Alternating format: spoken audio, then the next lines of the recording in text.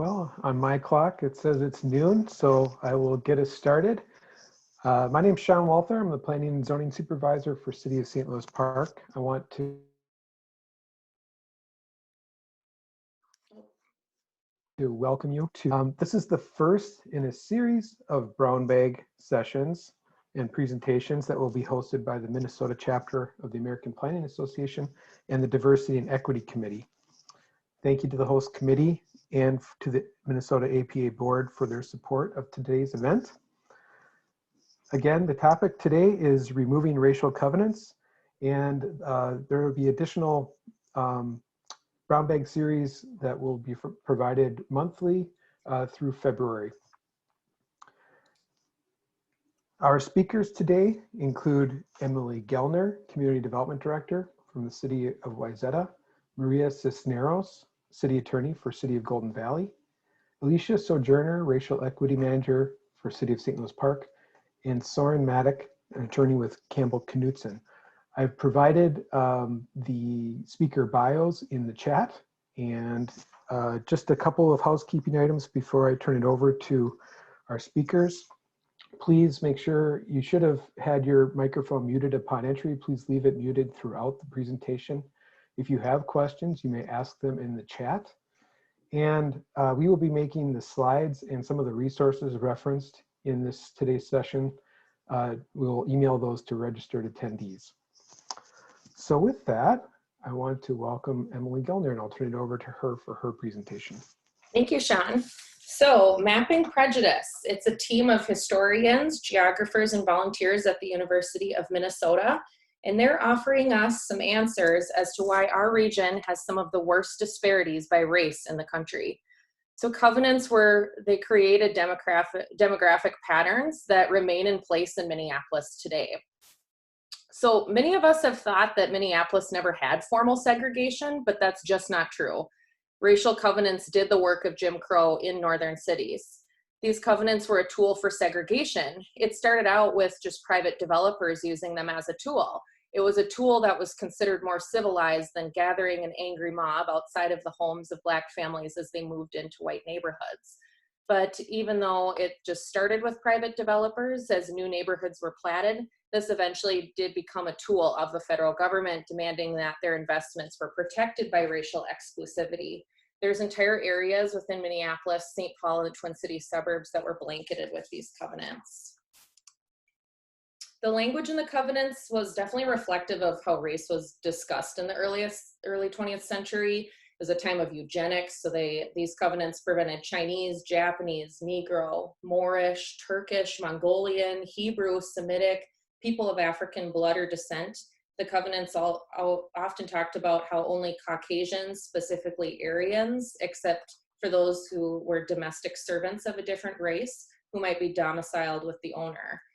The Mapping Prejudice team found that in 100% of the covenants found, African American people are called out specifically for exclusion.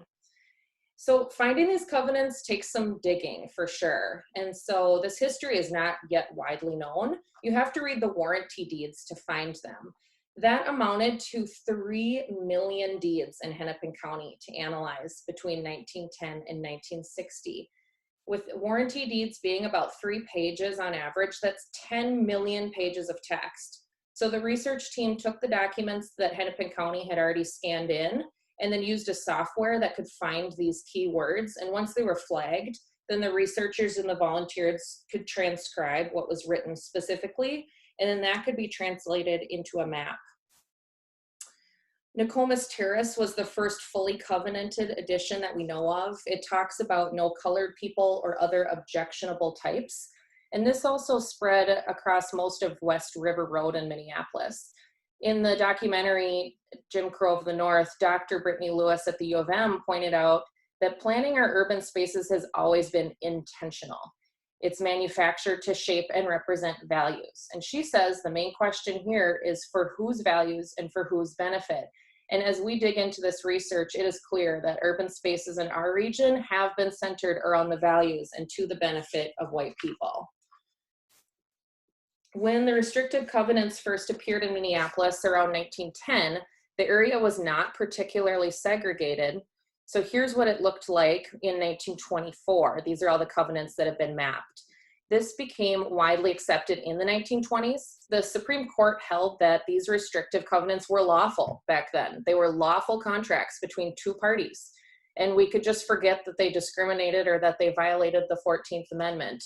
The courts validated this form of segregation and discrimination, and it affects far more than just housing choices. And we really can't address the inequities of the present without a deep understanding of this past. And these covenants can be found all over the country. In 1931, Arthur Lee and his family moved into a house at 46th and Columbus in South Minneapolis, and it was not covenanted, so they could move in. The neighborhood association tried to buy them out right away. They tried working with lawyers to get them out. Thousands, literally thousands of people were milling around this home, vandalizing it, poisoning their dog, and trying to get them to move out. His house was guarded by his coworkers from the post office and his fellow World War I veterans. He and his family only made it there 2 years. They even had legal assistance from Lena Smith at the NAACP and advocacy from other activists. It was the normalization of these racist ideas that drove the Lees out of their home, and there wasn't even an actual covenant in place. There were just covenants nearby. Then in the same year that the Lees are driven out of their house, the Fair Housing Act is passed, and this was in 1934. The FHA was set on stabilizing the housing market, and so they were offering home ownership opportunities by underwriting fixed low-interest long-term mortgages. The Home Ownership Loan Corporation, HOLC, established designations for neighborhoods, and it was based on where occupants already were at the time. So it was based on the covenants that were already in place. They made color-coded maps and made 4 different categories shown at the top of the screen here. And red is considered hazardous. These are historically Black neighborhoods caused by covenants. Yellow is definitely declining. Blue is still desirable, and green is best. You can visit the website called Mapping Inequality, and you can read the descriptions for each of these areas. Area D6 in South Minneapolis was described in 1934 as an area running along 4th Avenue South that was once very substantial and desirable area for homes, but a gradual infiltration of Negroes and Asiatics has occurred. They talk about the trend of colored population in the area. Now contrast that with area A9. This is an attractive area, highly desirable as a residential section. Most of the dwellings front on Lake of the Isles, maintained by the Park Board. Along the winding shores of the lake are bridle paths, wide areas of large fine trees, shrubbery, and lawns. All houses in this area are owner occupied. So these policy decisions by the FHA and HOLC, they were not based on facts at the time. There was no data to support that the proximity of Blackness actually affected property values, and that non-white people were more likely to default on their loan payments. This was about values and people, and this was not about facts at the time. They were racializing these spaces. And the FHA actually refused to give an area the green best rating if racial covenants were not already in place. So here's the line that really gets me in Jim Crow of the North documentary. Racial covenants are not just about discriminating against people of color, it's about enriching white people. And that's the part that Kevin Ehrman, who's the geospatial director and the co-founder of this project, says really gets lost in this narrative. And this is exactly how white supremacy is embedded, and it's built into our social structures, and it's built into our built environment. And so redlining really institutionalized what racial covenants were already doing. And developers were getting that direction that they should have racial covenants. So even though northern cities like to believe that they didn't have these obvious signs of segregation, like water fountains and restrooms, here it is. Many white people were not and still aren't aware of this blatant segregation, and racial covenants really did the work of Jim Crow in the North. In Minneapolis and St. Paul, the decisions of where to build the interstate system were also based on a similar logic, and the construction of the interstates isolated non-white communities. This documentary interviewed people who live near 38th Street and 4th Avenue. They talk about the community that they created and the prominent people of color who flourished there. But meanwhile, they acknowledge the struggles too, and this is only blocks away from the George Floyd Memorial. So here's are the covenants spread to the suburbs, the Edina, St. Louis Park, Richfield, Bloomington, Golden Valley, and more. So mortgages were denied to people of color in these areas. They were prevented from owning a home and from building that wealth. And so this map is all of them in 1954. A few years prior, the courts decided that these covenants were no longer enforceable, thanks to work by Thurgood Marshall and the NAACP. The Minnesota legislature prohibited their use in 1953. But if a homeowner sold to a person that wasn't permitted in that covenant, there couldn't be a lawsuit anymore about a breach of contract because they were unenforceable, but there could be a lawsuit related to damages. So the neighbors could sue because their property values were now lower. And if you had a covenant then, and you sold to a person of color and you got sued, you could lose your house and the equity in it, and people just weren't willing to take that risk. So this laid the foundation for discrimination to continue even when they weren't enforceable. Now, we know in these areas as planners that there is opposition today to new housing in these same areas.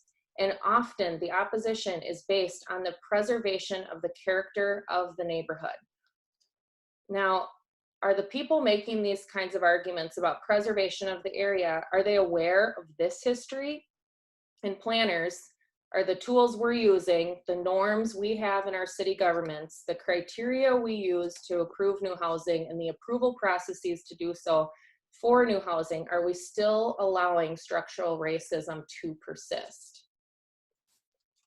I want to link this to some health data. Nat Geo recently did a great article linking this research with the urban heat island effect. Minneapolis is one of the largest temperature disparities between formerly redlined neighborhoods and those graded A in the 1930s. So in Minneapolis, redlined areas on an average are 10.8 degrees hotter than neighborhoods that were given that A grade. Fewer trees and more impervious surface like parking lots definitely contribute to this. The map also corresponds with the areas with high asthma rates and low birth rates, conditions associated with exposure to air pollution and other environmental hazards. And so this exacerbates many health complications, hypertension, heart disease. Air quality often plummets when temperatures rise, and that will continue with the rise of climate change effects. The COVID-19 pandemic itself has ravaged Minnesota communities of color at rates more than 3 times that of white communities. So Black and Hispanic Minnesotans, they're far more likely to be infected than white Minnesotans. Each group, so Black and Hispanics groups, they make up about 20% of the confirmed cases of COVID in Minnesota as of last month, but they make up only 5 and 6% of the population. The Wilder Foundation also found that there is an 8-year difference in life expectancy between residents in high income areas and residents in low income areas. And the average life expectancy varied widely by race. It's 83 years old for Asians, and it's only 61.5 years for American Indians. Today, Minneapolis has the lowest African American home ownership rate in the country. And since most families amass their wealth through property ownership, this home ownership gap continues to feed our contemporary racial wealth gap. For Black and Hispanic neighborhoods in Minneapolis, they became the epicenter of the foreclosure crisis in 2007 and 8. And this was after residents were targeted for those risky subprime loans. And wealth is built through generations, and with one generation passing those resources to another. And thanks to, in part to these racial biases that have been baked into the real estate market over the last century, the average white household in the US has 10 times as much wealth as the average Black household. 5 years ago, the data in 2015 showed that in Minnesota, white households reported an average income of about $67,000, and it was less than half of that for Blacks at $30,000 and $43,000 for Hispanics. So this map is really powerful. I just want to bring it up again because I think it captures the amount of covenants that are on the deeds in 1954. Really important to think about in 1954. At that time, only 2% of the Twin Cities metropolitan was comprised of people of color. Just 2%. Yet thousands of properties took action to prevent housing choice for people of color. Today, it's 24% people of color in this region. The actions to prevent housing choice for people of color can be partially attributed to the power of neighborhood groups to prevent new housing developments, and even new housing developments that are actually allowed by right in zoning codes. So my question is, what will it be like in 2040 when the population of color is projected to reach 40%? Will housing choices still be stifled then? I'm not trying to discount the importance of neighborhood input in our work as planners, but the preservation of neighborhood character and those arguments must be viewed from a racial context, no matter how uncomfortable that is for white planners and white elected officials. Dr. Lewis in the documentary, she commends Mapping Prejudice for naming something, acknowledging its history, that used to live in the shadows of planning and politics. The point of these maps are to get people to read them. And the point is to change that narrative from a personal and cultural pathology and point out how the system is rigged. And so covenants have laid the groundwork for later manifestations of racism to follow in city planning. And Dr. Lewis says that space and urban planning, it's more than just buildings. It's people's lives and it's their humanity. So I'm going to transfer the speaking over to Maria Cisneros, who is going to share some great information with us. Thank you, Emily. I'm going to remember to unmute myself, which I didn't do in a presentation yesterday. I'm happy to be here. As Emily said, I work in Golden Valley. I'm also a product of the Northwest suburbs. I grew up in Robbinsdale. I live in Golden Valley now. I've lived in Minneapolis. The home I live in right now in Golden Valley has restrictive covenants. So I'm going to talk about that a little bit today and about my family's journey through that. But first I want to just talk a little bit about Just Deeds. So if Emily, you could move to the next slide. What is Just Deeds? So Just Deeds is the name of a project launched by the Golden Valley Human Rights Commission to help property owners discharge discriminatory covenants from their property titles. In 2019, the Minnesota legislature passed a law that allows property owners to file a form with the county to discharge the covenants on their property. Soren's going to talk a little bit later about the nuts and bolts of that process, but having gone through that process myself in Golden Valley, we realized it would be great to have the free attorneys help walk people through that process. And so that's the intention of the Just Deeds project that the Human Rights Commission worked on. So we recruited some pro bono attorneys and they just kind of help people walk through that process. The idea being people engaging personally in this topic connects them to the material and encourages people to continue to learn more and to engage in, some of the, for instance, planning decisions and community input that Emily talked about earlier. So it bears mentioning quickly here too that discharge does not mean delete. The intent of this law and the intent of this project is not to delete this information from the property records. It's great that this information has been preserved there, and Mapping Prejudice was able to dig it out because now we can really talk about what that means, and there's no denying that it happened. And so the discharge is really just filing a form renouncing this practice and making clear to the world that these covenants are no longer enforceable. Another facet of the Just Deeds project, sorry, one last point on that last slide, is there's a coalition, an interdisciplinary coalition of people who are all committed to working on this project together. We have Mapping Prejudice, the City Attorneys Association, Edina Realty Title, MAR and SPAR, and a couple of cities all working together to engage in this discussion about discriminatory covenants. So this is my favorite slide because I get to brag a little bit about my family here. This is my family on the screen. And I'm just going to tell you a little bit about our process with our discriminatory covenant on our title. So up on the top there is my husband, Miguel. Miguel is from Venezuela. He has, at this point, he's actually lived in the United States half of his life. He came here to go to college. And then those are our 4 children, Adriana, Christian, Sebastian, and William.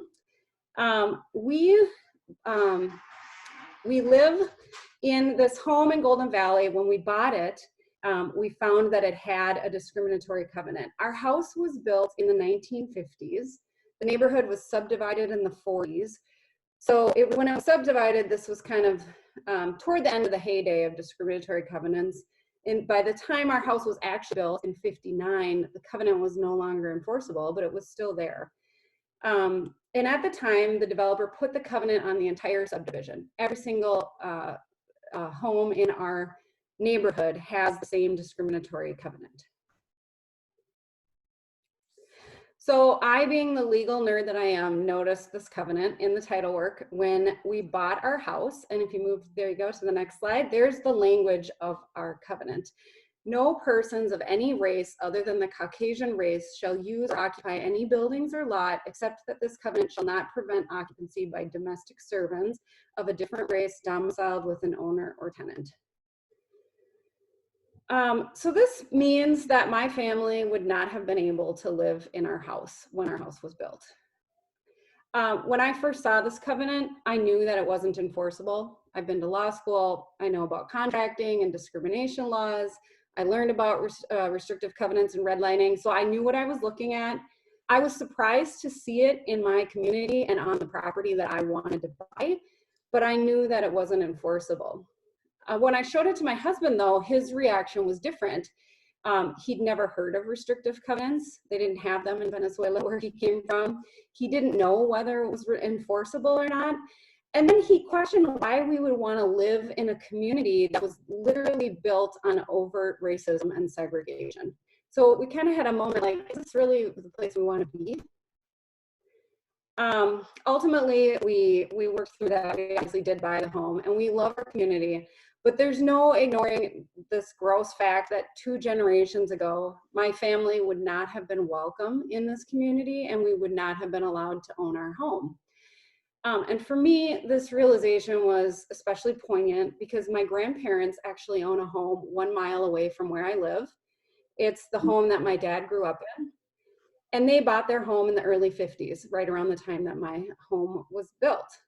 So I wanted to dig a little bit deeper and kind of do a comparison of what would the differences have been for me and my family if we had been around at the same time that my grandparents were establishing themselves in this community. And so there you now see on the screen my grandpa Fabian,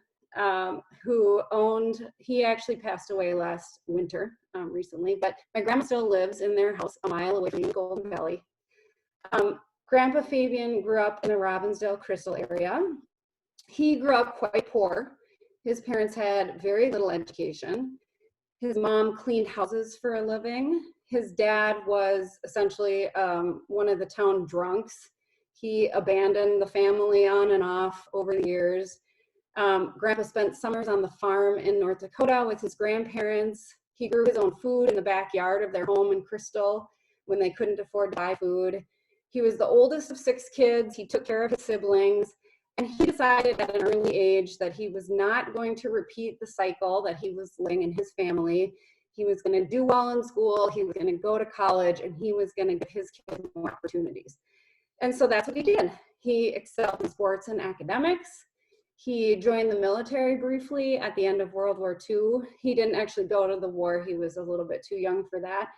But he went to college after the military. He became an electrical engineer. He was the first person in his extended family to attend college. After college, he married his high school sweetheart, and they built a house in a brand new suburb, Golden Valley. They raised 7 successful kids. He had 23 grandkids. And then he achieved all of this because he worked hard, he made good personal decisions, and he came from good stock. So that's the story my family tells itself. But when I started to better understand some of these lessons that I'm learning from all of this research with Mapping Prejudice, I'm starting to be able to reframe this oral family history in the context of the time that my ancestors were living in. And I'm starting to understand that there's actually another layer to the story that my family hasn't acknowledged. My grandpa, his story his success wasn't just based on his talents and his good personal choices. His success was subsidized by the government every step of the way. And I think we all generally agree that that was a good thing. He achieved a lot, and he was able to elevate his family out of poverty, which is, I think, something that generally society thinks is a good thing and should be an opportunity that everyone has. But this difficult part about the story is, had my family, my husband, been living at the same time, he wouldn't have had access to those things.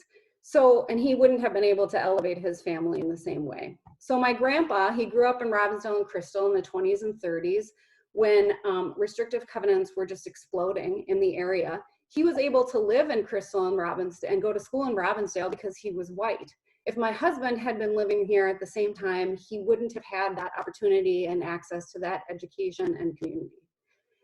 After high school, Grandpa went to the military briefly, and as a result, he qualified for the GI Bill.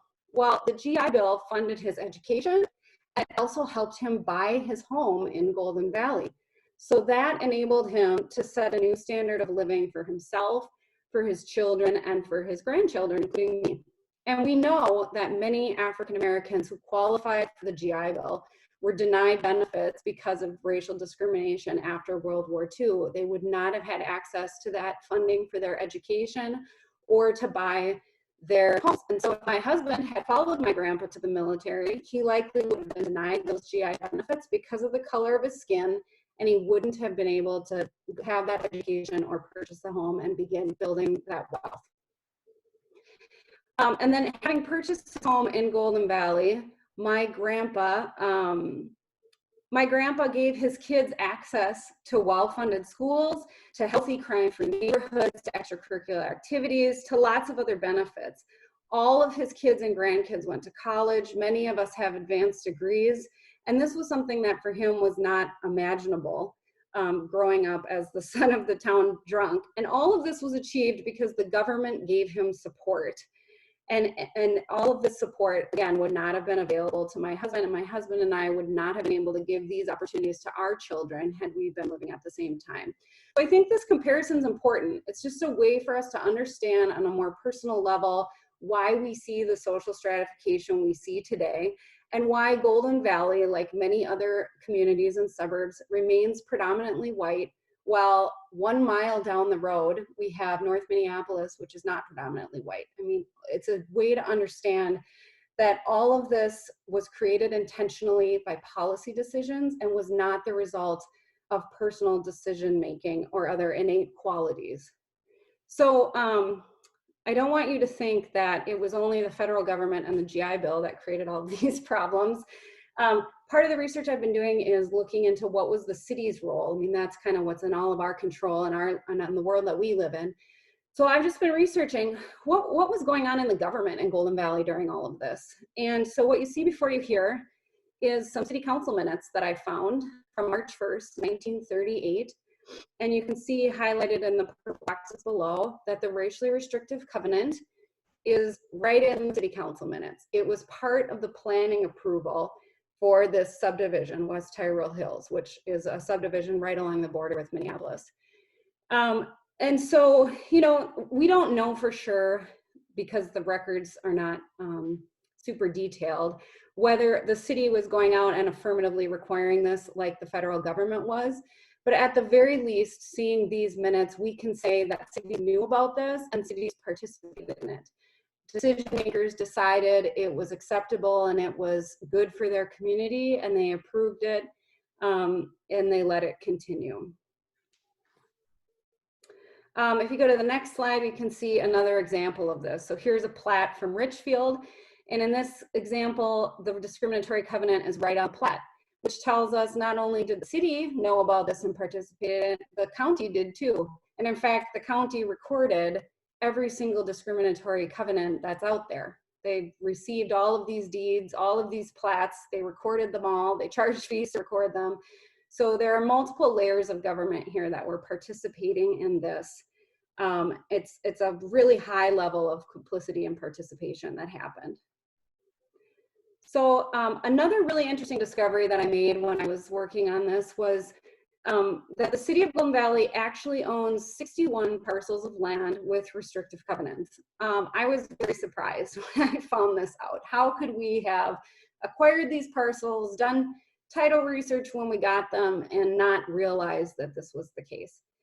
But anyway, we did figure this out, and this is something that you could all do probably pretty easily. We have a spreadsheet for mapping prejudice that lists all of the discriminatory covenants that they found. I gave that spreadsheet to our GIS technician. She, in an afternoon, ran her thing, did her amazing mapping thing, and came up with this map and gave me the legal descriptions for all 61 parcels that the city owns. So I'm working on going through the process with the city council of discharging the covenants on all 61 of those properties, which is a great opportunity to get this in front of the community and to talk to the council about this issue. But you can see a couple of things that, on this map that I just want to draw your attention to. So on the right side of the map, you can see, I hope we have the same side of the screen. It's the right side of my screen anyway. That's our border with Minneapolis. And you can see there's a wall of covenants on that side of the map. So this was very intentionally aimed at keeping people who are being sent to the redlining areas out of the city of Golden Valley. We wanted to have a wall between communities of color and people who are living in Golden Valley. The second thing I want you to note is that the places that are not along that border, the covenants are kind of grouped around the most desirable places to live in the city. There's a group of covenants around several parks, there's a group around the downtown area, and there's a group around the country club. So we were walling off the most desirable places to live and making them into white-only spaces. And then finally, the bubbles on the map just call out where the parcels are that the city owns. Many of these parcels were acquired as parkland, so they were platted as individual parcels, and then later the city acquired them. Another interesting thing to research, you know, what was the discussion, if any, at the city at the time that we acquired those parcels about this history. So now that I've thoroughly depressed you about this issue, I have some ideas for what we can do. These are not the only things you can do, obviously, and one of the beautiful parts of this work is that there's so much opportunity for collaboration, so much opportunity for people to talk to each other, especially across disciplines, lawyers, planners, real estate agents, historians, police, members of the community, just a lot of people engaging on this topic to come up with ideas for what we're going to do about this.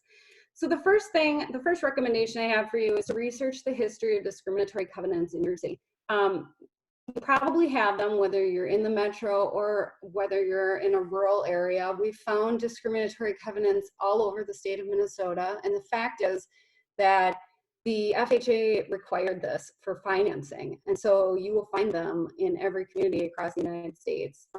Mapping Prejudice has only mapped Hennepin County, is now working on Ramsey County, but we've heard of restrictive covenants all over the state, and you can kind of target your research by pinpointing the most desirable locations in your community, and that's probably a good place to start looking for restrictive covenants. But doing that research, finding the covenants, is the first step to trying to help your community come to terms with this history.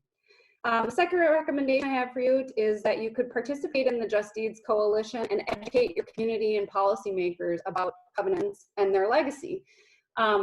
The City of Golden Valley has resources. St. Louis Park is working on this, and Soren and Alicia are going to share some more information about that. We're all here to collaborate and share whatever we've got. If you have a city that's interested in engaging in this work, we want to give you all the tools that we come up with. We want to collaborate with you. We want to help you get there. So participating would be another really great step you could take. Third, apply an equity lens to your work. So I'm not a planner, and I'm not going to tell you how to be the best planner. You know that better than I do, but you do have some tools available to you as planners that I can encourage you to take a look at and start thinking through. For example, I'm aware that those of you who are certified planners, your code of ethics addresses some of these issues. For example, the requirement to allow all people, even those who lack influence, to have a meaningful impact on the planning process. There's also a section of the Code of Ethics that says you should seek social justice by working to expand choice and opportunity for all persons, recognizing a special responsibility to plan for the needs of the disadvantaged and to promote racial and economic integration, and then to urge the alteration of policies, institutions, and decisions that oppose meeting the needs of the disadvantaged. So that's a pretty clear indication that this is definitely a topic you can jump on as a planner. And then another way to apply an equity lens to your work might involve making conscious decisions about what information you choose to present to your decision makers, and then taking seriously your obligation to present a balanced view of the issues. So as an attorney who's always wanting to make sure that we have a rational basis for our decisions, in the record. I could talk about this point all day long. I can totally relate to the idea that you want to kind of anticipate where your policymakers are going to go and make sure you've got the facts to support that in your record. But you might want to also think about, are you presenting a balanced view of the issues? Are you presenting all perspectives? Are you highlighting perspectives that relate to this history? And if not, can you do that more? If you're looking for more information about this idea, you can Google the Equitable Development Scorecard developed by an organization called the Alliance. I think you might actually be talking about that at a future brown bag.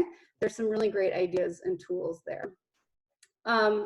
And then the last recommendation, determine which city policies perpetuate this legacy of discriminatory covenants in your city.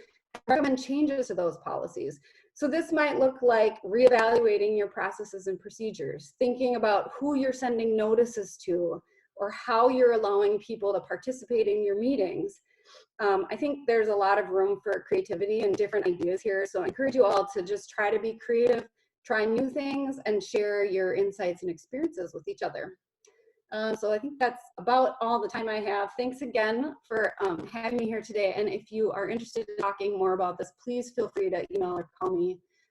Would love to talk to you, answer any of your questions.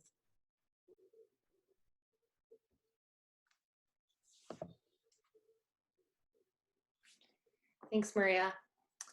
So Soren and Alicia from St. Louis Park are going to share their work building on what Maria has started over in Golden Valley with the Just Deeds Coalition.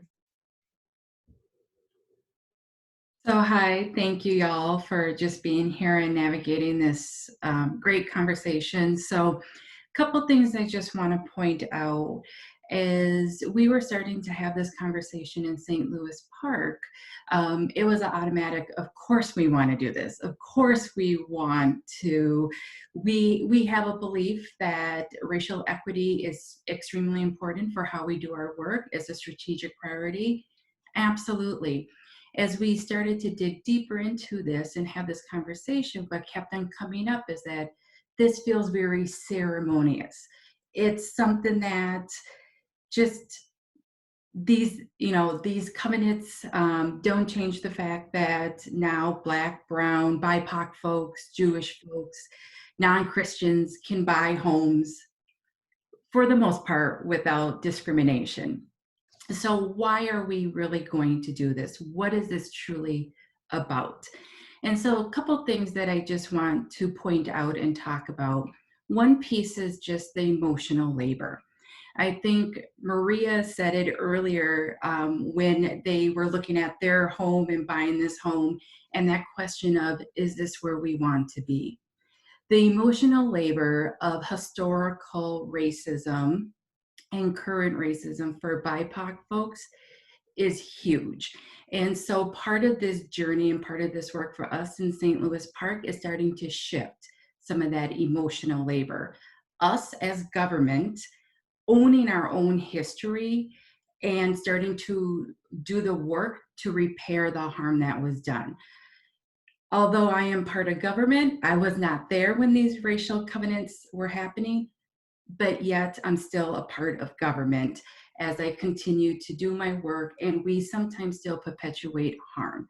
So this is one huge piece of this work for us, is shifting that emotional labor so it's not on the backs of BIPOC folks as well. Another piece of this emotional labor is those of you who own property, who've ever gone through that process of buying a home, it's filled with lots of emotions. But when you get to that point of signing on the dotted line and getting those keys in your hand, the amount of joy that comes with home ownership, whether that's your first home or your 100th home, there's a lot of joy and excitement that goes into it. And then having this duality of joy and trauma at the same time, seeing that this is the history of a place that you're going to be laying your head every day. So a big piece of this work for us in St. Louis Park is reshifting that emotional labor for BIPOC folks. Another piece of this is social capital. So social capital is really about making sure that all systems within the community truly works together to amplify and to really look at building networks, building a sense of safety and belonging and values, and being able to truly amplify that. And so part of this navigating building social capital and really amplify that is reframing myths of home ownership. So there are still a lot of myths around BIPOC folks for what does that look like. And we want to reframe some of that. And a lot of those myths around home ownership for BIPOC folks started with these racialized covenants, started actually even before that with the Homestead Act, if we're going to go quite a bit back. So being able to really not retell history, but talk about history and the current effects now as we're building social capital. Another piece of that is, as developers, I'm sure, let's take affordable housing for an example. As somebody is creating affordable housing, some of those same arguments we hear right now for not doing affordable housing and how that will shift the values of homes around it are those same type of narratives that we heard in the 50s and beyond that created these racialized covenants. So even be able to have conversations within community about that, yep, something happened years ago, still affects us today, it just looks different. It has a new name for it. I say we as in government created racialized segregation, but we also have to remember intersectionality with that. It also included segregation via income, family structure, and familiarity, queerness, non-Christian groups as well. So being able to really understand that and restore those efforts to really shape the community that we truly want to see as well. And then last, our big pieces around education. I am somebody who is a Minneapoliser, born and raised, and went to college in Alabama. And I would hear people in the North say all the time, like, oh, Alabama, that must have been so hard. All the historical racism. And I giggle because we're no different in the North. Minnesota is no different. It looks different. It feels different. However, we have our own racialized history here. And so education is a big piece of the work that we will be moving forward with this. And once again, we are taking ownership as government of really educating, making sure people understand not just the history of these racialized covenants, but utilizing a current lens and having folks understand like why we're at where we're at, why home ownership for Black families are lower than any other community. Income, schools, all those things intersect with housing and this history of these racialized covenants. A big piece that we'll be using is outreach within our education, so utilizing our neighborhood associations, our faith communities. High school students, as much as they're a lot of work, high school students do a great job of sharing information and resources. Utilizing our art community to share stories through the lens of art in multiple ways, as well as utilizing our boards and commissions. And we have not just our Human Rights Commission, but also our MAC, our Multicultural Advisory that is connected to our police. There is a coalition between policing and as well these racialized covenants. So being able to use our different boards and commissions to truly amplify this as well. And one of the big pieces around this work is that we have neighborhoods in St. Louis Park where 100% of the homes have a racialized covenant. And then we have other neighborhoods that there's no homes. And so being able to create a conversation where homeowners who don't have these covenants and homeowners who do can just own the history, own that fact, and be able to talk about it as a way to make racialized change within St. Louis Park and then broader as well. So those are just, besides all the other important pieces, a few key things that we're really focused on and looking at within St. Louis Park.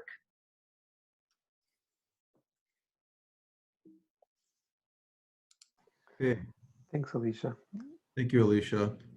My name is Soren Maddock. I'm with the law firm of Campbell Knutson, and I represent St. Louis Park. So I'm going to touch on two items. One, and basically both items are nuts and bolts. Everyone else has kind of got to talk about the history and the development of this. What I'm going to talk about is, well, now what do you do? And so the first thing I would touch on, and just the caveat, we have not implemented this yet in St. Louis Park, but I believe that we will, as Alicia alluded to.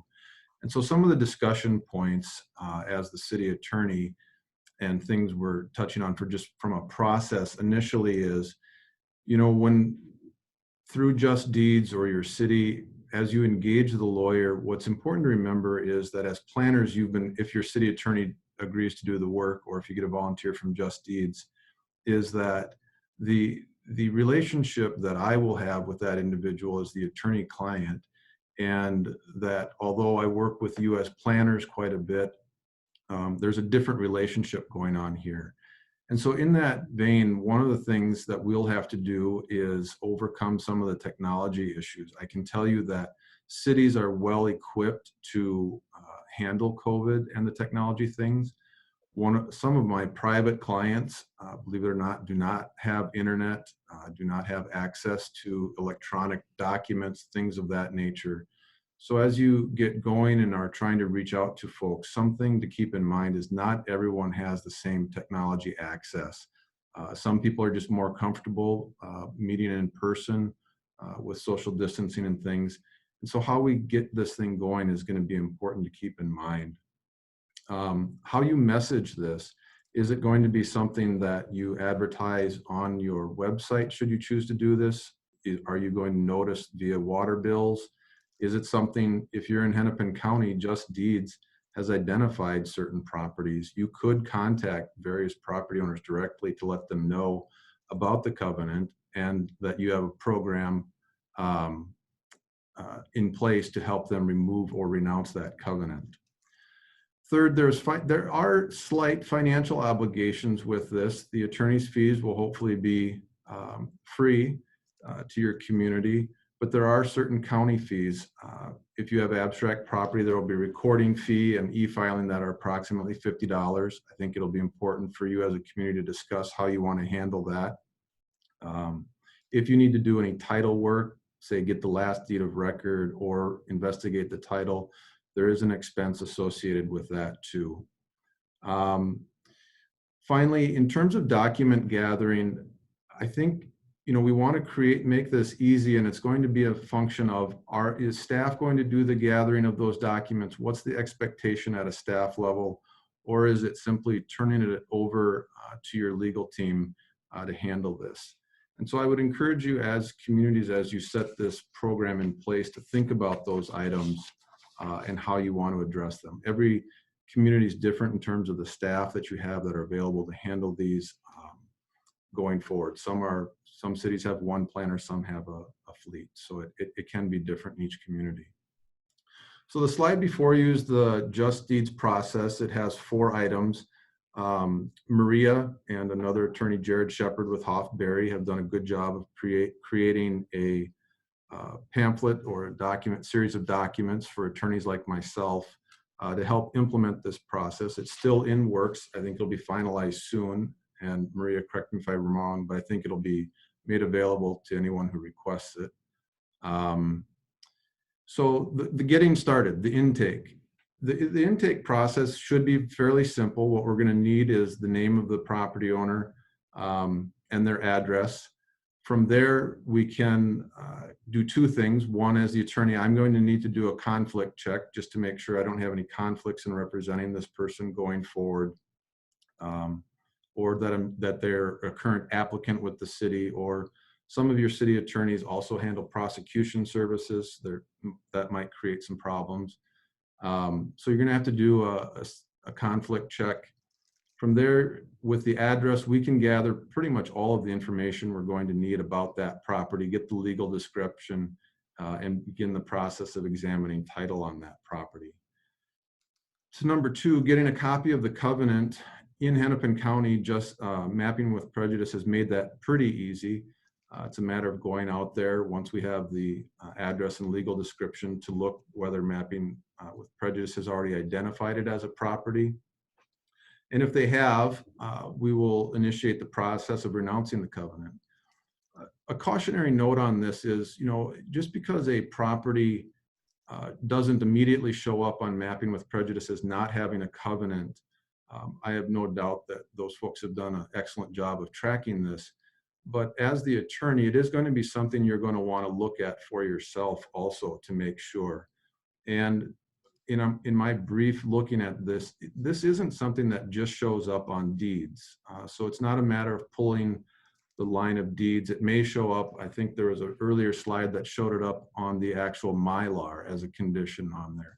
So these covenants do show up in multiple areas. And so if ultimately the idea is, if you get an inquiry, hey, does my property have this type of restriction, it will be important to examine title on that and look in areas other than the deeds. Because if we send out a letter that says, no, your property isn't encumbered by this, we want to make sure we fully examined it. If you do identify a property that has the restriction, the next step is step 3 in renouncing the covenant. It'll be important to take a look at whether you've got abstract or Torrens property.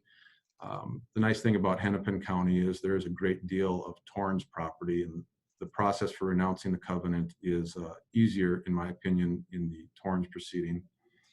I think Maria made a really good point. When we talk about discharging the covenant, I really think the correct term is renouncing it. What we are going to be doing does not involve an eraser. It does not go in and physically remove the document. It does not erase the language.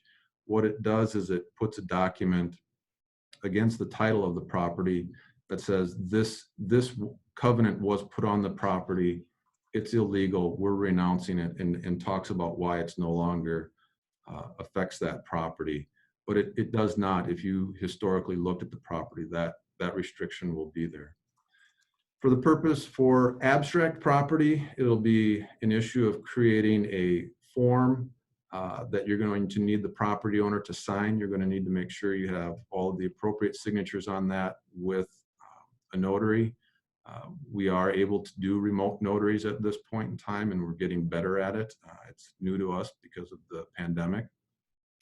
If it's Torrens property, it's a matter of helping the individual property owner fill out a form and make a request to the examiner of titles seeking a directive from the examiner renouncing the covenant, and then that would go against the certificate of title. I would say, before I go up to the wrapping up, when I advise clients, a lot of times it's about, well, the likelihood of success, I think we've got a good case, or, well, there's some pitfalls here. I will say this, the nice thing about this process is, perhaps for the first time ever, I think we can basically tell the client that we will get this done. There isn't no way to really slip up on this, and I can't imagine any of the documents that we submit being rejected. So it does seem like a fairly straightforward and sure thing.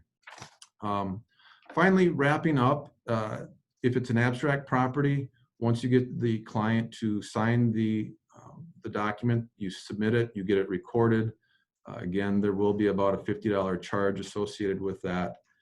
Once you get the document back, proof of recording, you'll be asked to send that back to your client to make sure they have proof that it's been recorded, along with a letter explaining what that means.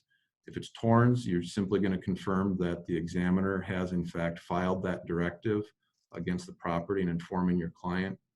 And then I think, depending on what resources you've used, I believe Just Deeds would like to be kept in the loop on whether you have in fact accomplished this against the property, presumably so they can track it. And that's the process. It isn't meant to be complicated. I don't think it is overly complicated. It's just a matter of walking through those steps. And like all things associated with real estate, there is a level of detail to it. But I believe it should be a fairly straightforward process, especially with the templates that Maria and Jared have put together. So with that, I think I've used my allotted time. I'll conclude my comments, and I think there's time for Q&A. Well, thank you to all the speakers today. I really appreciate it. This has been a really interesting topic to listen to and be a part of.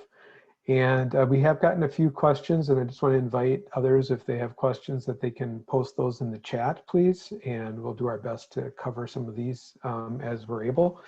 One of the questions that came through was, how could a homeowner in St. Paul, how could they get involved? Their particular property didn't appear to have covenants, but what can they do? One thing I did point folks to is that the Mapping Prejudice project is moving, I think Maria mentioned this, shifting their efforts now to Ramsey County and working in that area.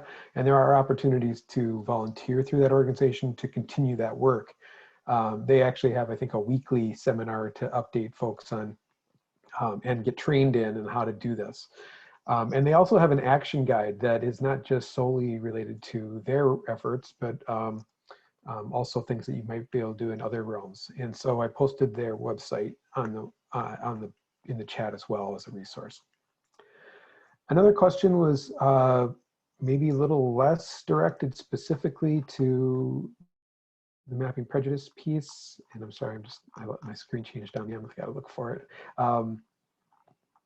The question was, what is one action step the speakers might suggest to a Twin City suburban resident who is interested in this and want to pursue racial equity in housing and housing justice?